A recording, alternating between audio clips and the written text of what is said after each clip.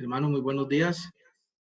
Es un privilegio el poder compartir el mensaje en este hermoso día. He estado pensando mucho en el tema a compartir hoy. La palabra de Dios en el Salmo 133 dice que cuán bueno y delicioso es habitar los hermanos juntos. Y dice que es allí donde el Señor envía bendición y vida eterna. Y todas las reuniones cuando podemos estar juntos en comunión son maravillosas y son hermosas porque podemos estar ahí en armonía como hermanos, compartir, abrazarnos. Pero hay una reunión que es muy grata, la cual personalmente siento su falta de poderme ver con cada uno de ustedes, y es la cena del Señor. La cena del Señor donde estamos juntos, donde como cuerpo de Cristo en una coinonía con nuestro amado Señor por medio de su Santo Espíritu. Y quiero que hoy hablemos de eso, de la cena del Señor. Como verdaderos creyentes, estoy seguro que hay algo que nos hace falta a nosotros. Y es eso, poder estarla celebrando juntos en nuestra amada iglesia local, unánimes, glorificando a nuestro Señor. Y quiero que abramos nuestras Biblias en Primera de Corintios, hermanos, y vamos a leer el mensaje en el capítulo 11. Primera de Corintios, capítulo 11. Y leamos desde el versículo 23. Dice la palabra de Dios. Porque yo recibí del Señor lo que también os he enseñado, que el Señor Jesús, la noche que fue entregado, tomó pan, y habiendo dado gracias, lo partió y dijo: tomad, comed, esto es mi cuerpo que por vosotros es partido, haced esto en memoria de mí. Asimismo tomó también la copa después de haber cenado, diciendo: esta copa es el nuevo pacto en mi sangre, haced esto todas las veces que la bebiereis en memoria de mí. Así pues, todas las veces que comiereis este pan y bebiereis esta copa, la muerte del Señor anunciáis hasta que Él venga. De manera que cualquiera que comiere este pan o bebiere esta copa del Señor indignamente será culpado del cuerpo y de la sangre del Señor. Por tanto, pruébese cada uno a sí mismo y coma así del pan y beba de la copa. El Señor bendiga la porción de su palabra, hermanos. Vamos a orar. Amadísimo Dios, te damos infinitamente gracias por permitirnos estar aquí en esta mañana. Gracias, Padre Santo, porque qué privilegio el de poder glorificarte, enaltecerte y elevar oraciones a ti, Señor. Pidiéndote que nos guíes por medio de tu Santo Espíritu y que no sean palabras de hombre, Señor, sino palabras tuyas. Y que puedas abrir nuestro entendimiento para poder comprender el mensaje que tienes para nosotros en nuestra vida hoy. En el nombre del Señor Jesús. Amén. Hermanos, durante su ministerio terrenal, nuestro Señor instituyó únicamente dos ordenanzas para la iglesia en esta etapa presente: el bautismo y la cena del Señor. La tradición humana y las tradiciones eclesiásticas han aumentado este número, pero sin la autoridad de las Escrituras. Ambas ordenanzas están bien vinculadas con la muerte y la resurrección. El bautismo simboliza nuestra asociación con Cristo en su muerte, sepultura y resurrección. La cena del Señor proclama su muerte y resurrección por nosotros. Y es aquí en la cena del Señor que observamos con frecuencia, una vez por semana, si seguimos la costumbre de la iglesia primitiva, que es una fiesta de recordación ordenada directamente por Dios. Así que miremos diferentes elementos a tener en cuenta durante este espacio que voy a hablar. Quiero que veamos tres cosas: su sencillez, su propósito y su frecuencia. Su sencillez. La cena del Señor, representada por la copa y el pan, es un acto corporal de la asamblea local. Es una fiesta memorial, pero también una fiesta de comunión. Es una presencia real, una presencia espiritual por el que nos deleitamos en Cristo por la fe y experimentamos su presencia a través del ministerio del Espíritu Santo. Miremos por un momento nuestras Biblias en el Evangelio según San Mateo, capítulo 18, versículo 20. Mateo 18, versículo 20. Dice: Porque donde están dos o tres congregados en mi nombre, allí estoy yo en medio de ellos. Un atributo divino, hermanos. Bíblicamente, podemos decir que como todas las cosas que se relacionan con el orden en la iglesia, como iglesia buscamos su dirección en cuanto a la cena del Señor. ¿En dónde buscamos esa dirección? Directamente de las Escrituras, debido a que la iglesia tuvo su principio en el día de Pentecostés. Los evangelios relatan la institución de la cena del Señor por el mismo Señor en el aposento alto. Podemos ver que los relatos de Marcos y Lucas son prácticamente iguales, pero quiero que analicemos un relato, y es el del Evangelio según San Mateo, capítulo 26. Vamos al capítulo 26 de Mateo. Capítulo 26 de Mateo, versículos del 26 al 28. Y tomando la copa y habiendo dado gracias, les dio diciendo, bebed de ella todos, porque esto es mi sangre del nuevo pacto que por muchos es derramada para remisión de los pecados. Y os digo que desde ahora no beberé más de este fruto de la vid hasta aquel día en que lo beba de nuevo con vosotros en el reino de mi Padre. Interesante. Miremos. Y mientras comían, tomó Jesús el pan y bendijo y lo partió y dio a sus discípulos y dijo, tomad, comed, esto es mi cuerpo. Es Dios quien dicta directamente el mensaje, es Jesucristo quien está hablando. Es un texto que está relacionado directamente con Dios. Debemos tener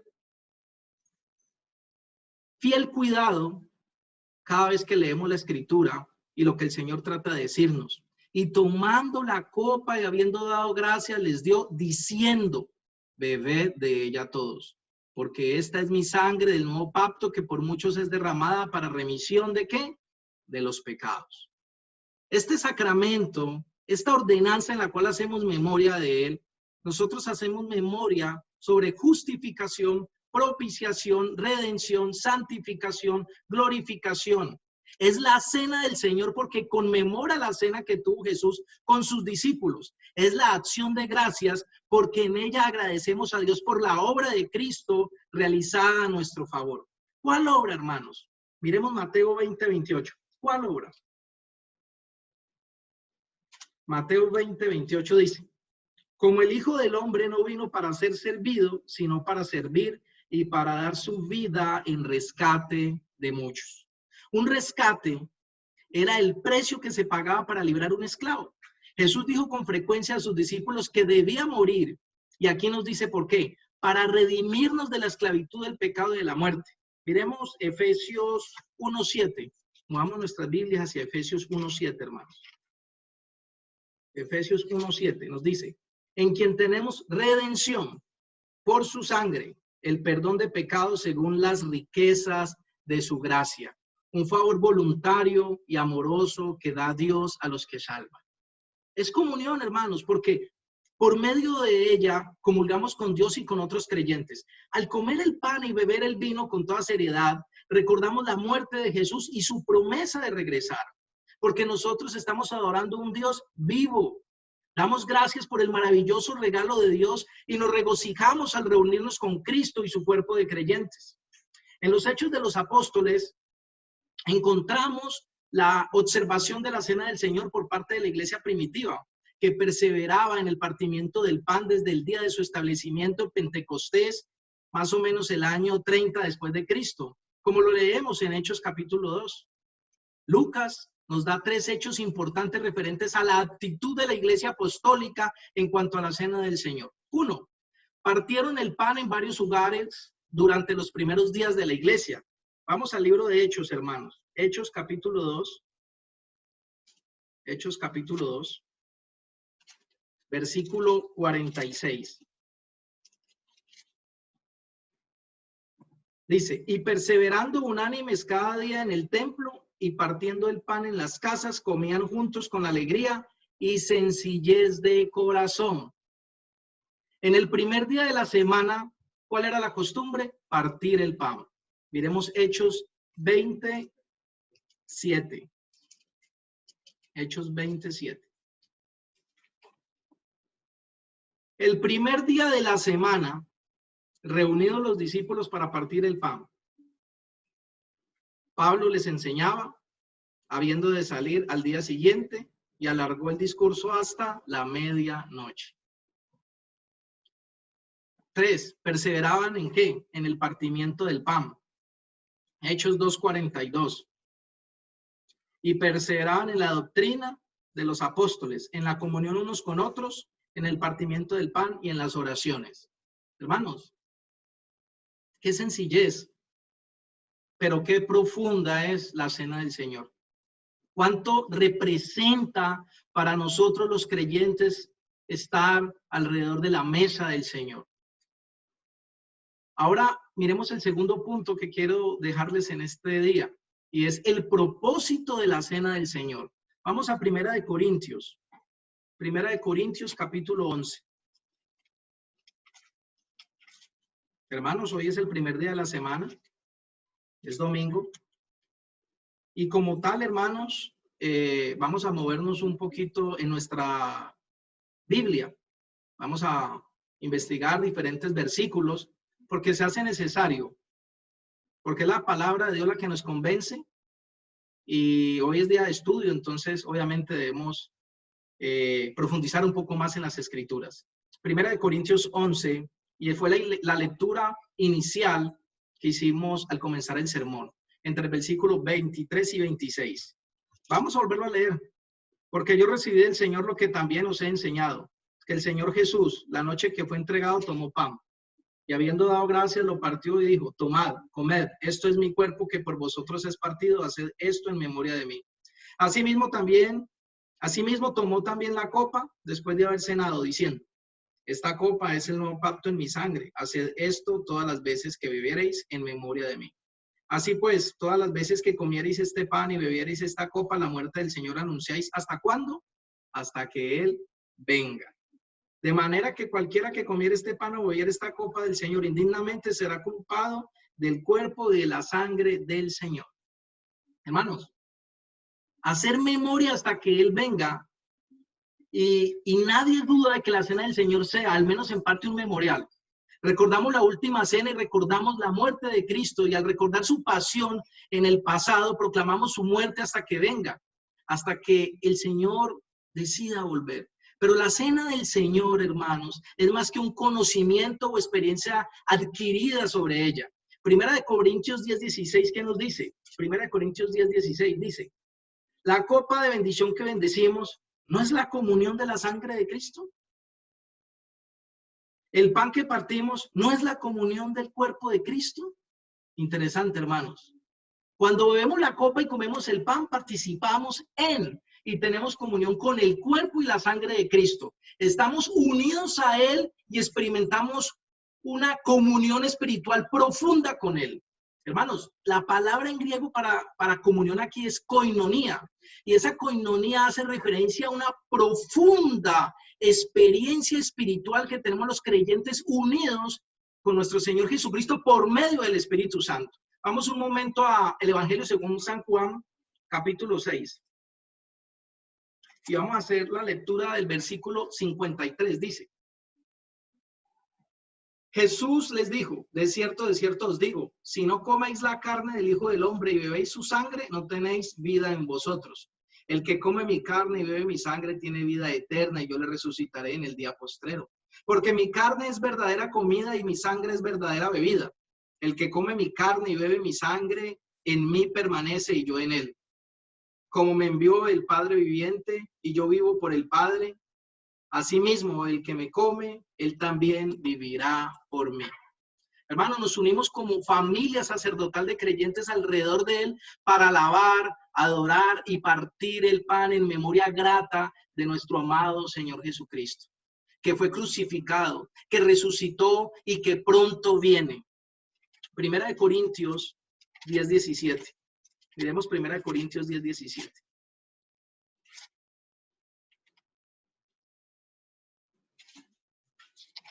Dice la palabra de Dios: siendo uno solo el pan, nosotros, con ser muchos, somos un cuerpo, pues todos participamos de aquel mismo pan.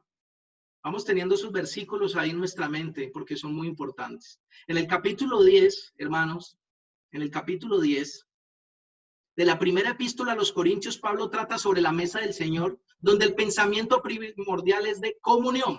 En el capítulo 11, acerca de la cena del Señor, hace un énfasis en ¿qué? En la recordación. Estas dos, la mesa y la cena, siempre deben distinguirse, pero nunca separarse, porque están íntimamente relacionadas la una con la otra. Versículo 26 de la lectura que teníamos ahora en primera de Corintios 11. Dice, así pues, todas las veces que comiereis este pan y bebiereis esta copa, la muerte del Señor anunciáis hasta que Él venga. Hermanos, el Señor quiere que mantengamos fresco en nuestra memoria hasta qué punto nos amó.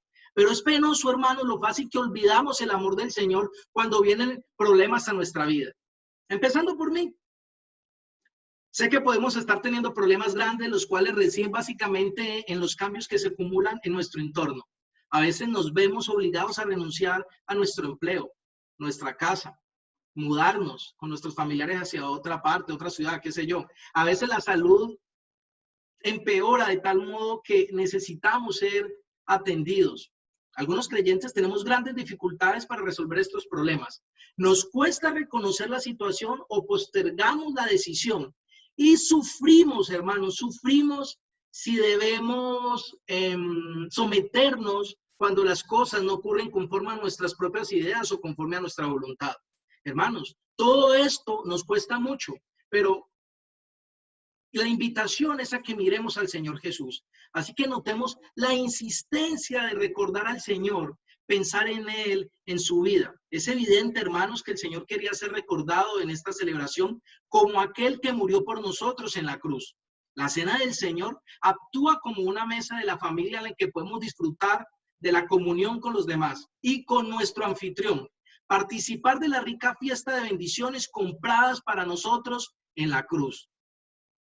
Me temo que en muchas iglesias la cena del Señor se celebra ya sea con tan poca frecuencia como para ser realmente olvidada, hermanos. La cena del Señor es para nutrirnos, la cena del Señor es para fortalecernos. El Señor conoce que nuestra fe es débil. Es por eso que nos ha dado este sacramento para ver, gustar y tocar. Tan cierto como que se puede ver el pan y la copa, así seguramente es que Dios le ama a través de Cristo. Tan cierto como usted mastica la comida y toma la bebida, así seguramente tiene a Cristo que murió por usted. Aquí en la mesa la fe se vuelve vista. El simple pan y la copa aseguran que Cristo vino por usted. Cristo murió por usted. Cristo viene de nuevo por usted. Obviamente que también por mí. Cada vez que comemos el pan y bebemos de la copa, no solo volvemos a proclamar, hermanos, la muerte del Señor hasta que Él venga de nuevo. Nos reconvencemos a proclamar la muerte del Señor hasta que venga de nuevo. Nos reconvencemos de que amamos y adoramos a un Cristo vivo. Nos reconvencemos a nosotros mismos de la provisión de Dios en la cruz. Cuando uno hace caso omiso, hermanos, de los sacramentos, o nunca instruimos y enseñamos a la congregación a comprenderlos y apreciarlos, estamos robando a la grey de gran aliento de Dios en su vida cristiana. Así que, qué bendición, no solo es escuchar el evangelio, qué bendición es comerlo. Qué bendición, hermanos. Por supuesto, esto de comer y beber debe llevar a cabo una fe para que sea eficaz. Los elementos mismos no nos salvan, pero cuando comemos y bebemos en la fe, podemos estar seguros de que recibimos el perdón de los pecados y la vida eterna. Más que eso, se obtiene una imagen de nuestra unión con Cristo. Cuando comemos el pan y bebemos la copa, tenemos comunión con Él.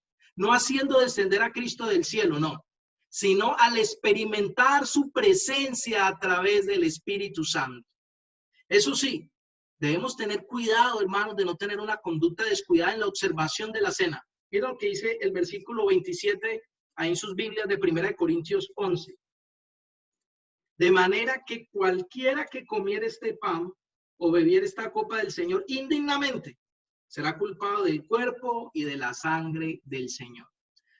El apóstol Pablo aquí, hermanos, está amonestando a la iglesia porque dice, Ustedes están celebrando la cena, pero no viven conforme a lo que la cena simboliza. Ustedes están recordando en la cena el evangelio, pero no viven conforme al evangelio que esta cena simboliza.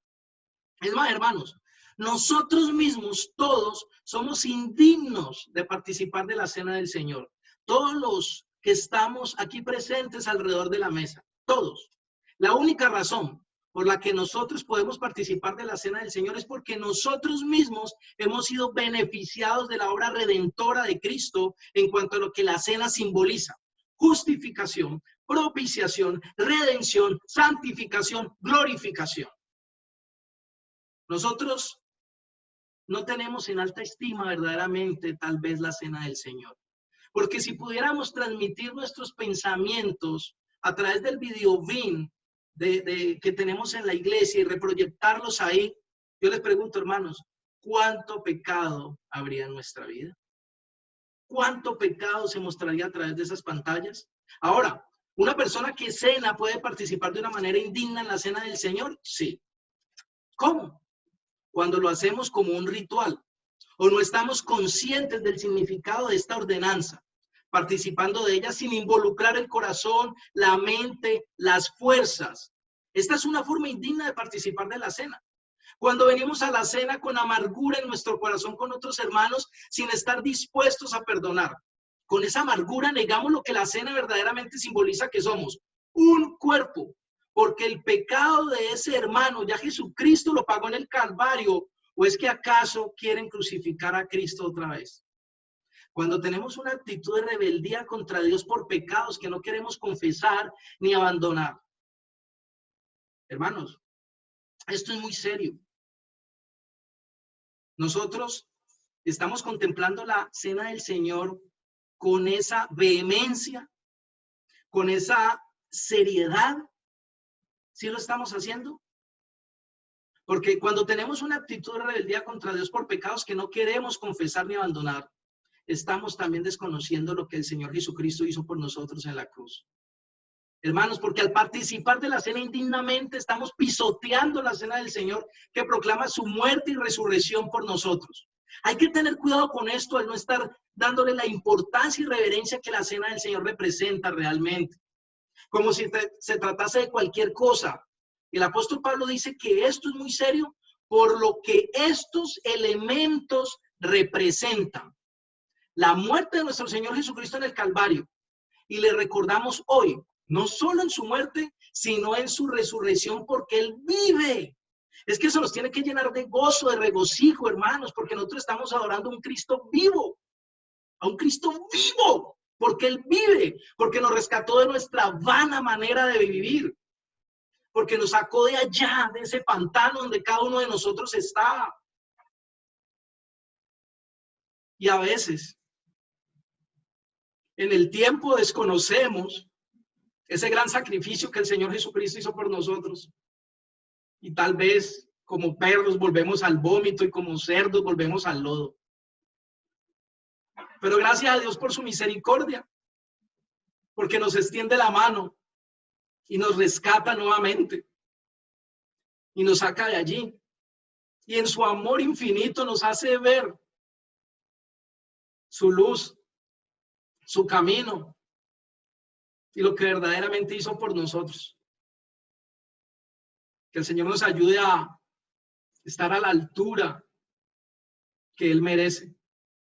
Que podamos cada día caer postrados a los pies de Cristo.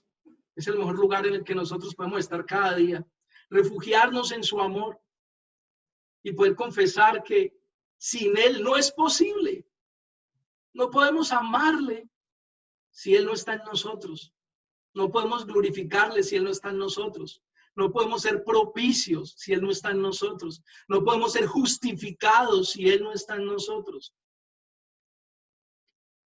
Él es todo. Nosotros le amamos a Él porque Él nos amó primero. Miremos el versículo 28, hermanos, de 1 Corintios 11. Por tanto, pruébese cada uno a sí mismo y coma así del pan y beba de la copa.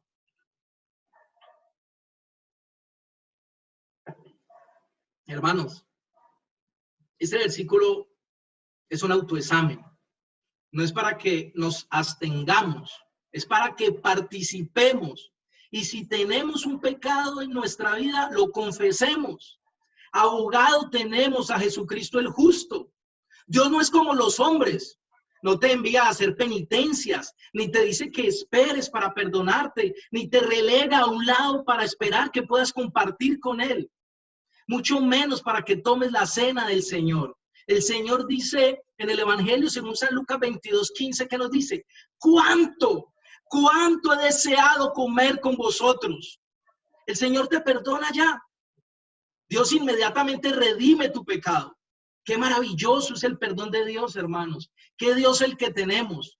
Si confesamos nuestros pecados, Él es fiel y justo para perdonarlos.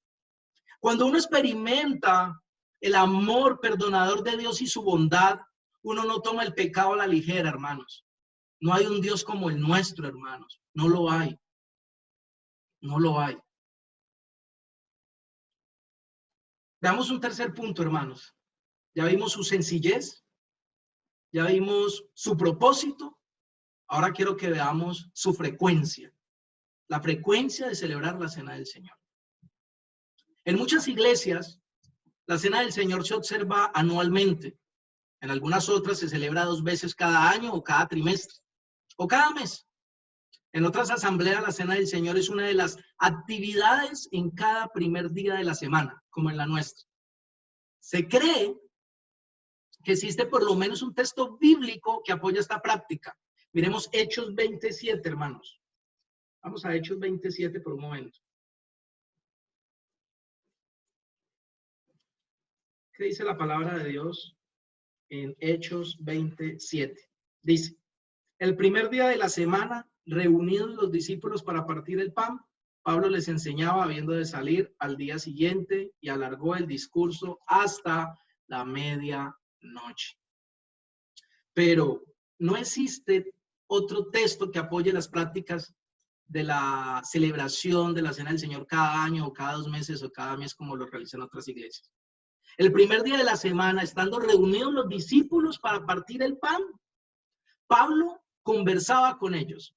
Aquí entendemos que el primer día de la semana significa el primer día de cada semana. Entendemos que el primer día es domingo.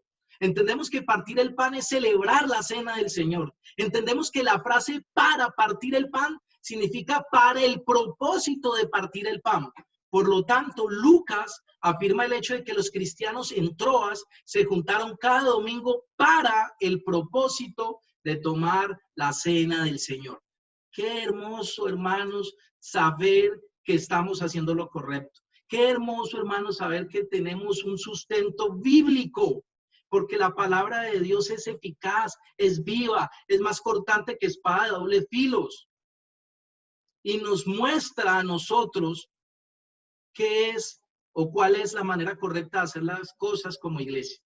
Así que esta práctica frecuente de la Cena del Señor cumple más adecuadamente el modelo expresado en las palabras en Hechos 2:42 y perseveraban. Perdón, Hechos 2:42 nos muestra más adecuadamente el modelo expresado y perseveraban, decía Hechos 2:42. Y en 1 Corintios 11:25-26 dice todas las veces. Así que ustedes pueden estarse formulando 2 preguntas en este momento. Una, ¿tenemos mandamiento para su observación semanal?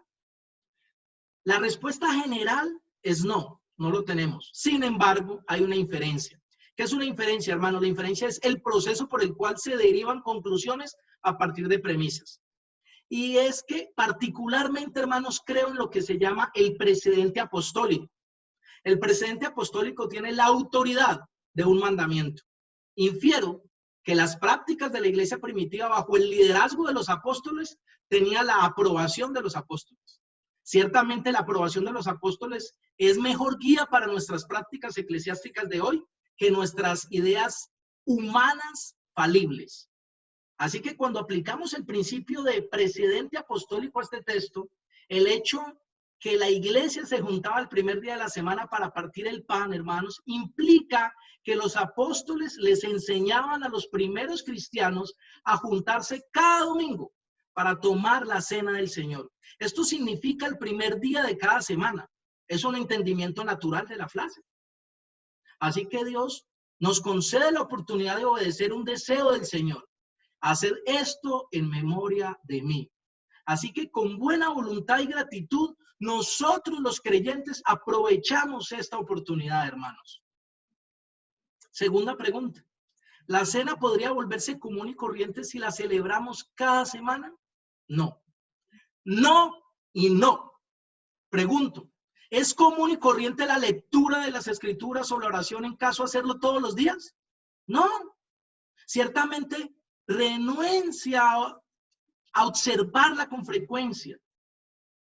Se podría entender si hemos de enfocarla con un asombro supersticioso, como una ceremonia en la que participamos literalmente del cuerpo y de la sangre de Cristo. Pero si se celebra de manera simple, sincera y espiritualmente como un memorial cariñoso de nuestro bendito Redentor, una vez a la semana no es demasiado frecuente para un creyente que está verdaderamente enamorado de su Señor. Indistintamente del lugar donde la celebremos, la cena del Señor sea humilde o elegante, lo más importante siempre será la persona en cuya presencia nos hemos reunido hoy y jamás es el edificio. Hermano, quiero leerles o les voy a citar las palabras de Charles Spurgeon en cuanto a este tema. Son unas palabras bien interesantes. Dice Charles Spurgeon, creo que mi testimonio también puedo hablar por muchos creyentes reunidos aquí. Que la reunión cada semana para la celebración de la Cena del Señor no hace que esta reunión haya perdido sentido. Siempre la encontramos preciosa. Muchas veces, después de la observación de la Cena del Señor, he comentado cuán apropiado es la asistencia a esta reunión. Cualquiera que haya sido el tema del día, ya sean los truenos del Sinaí o tal vez las tristes notas del Calvario punzante en nuestros corazones.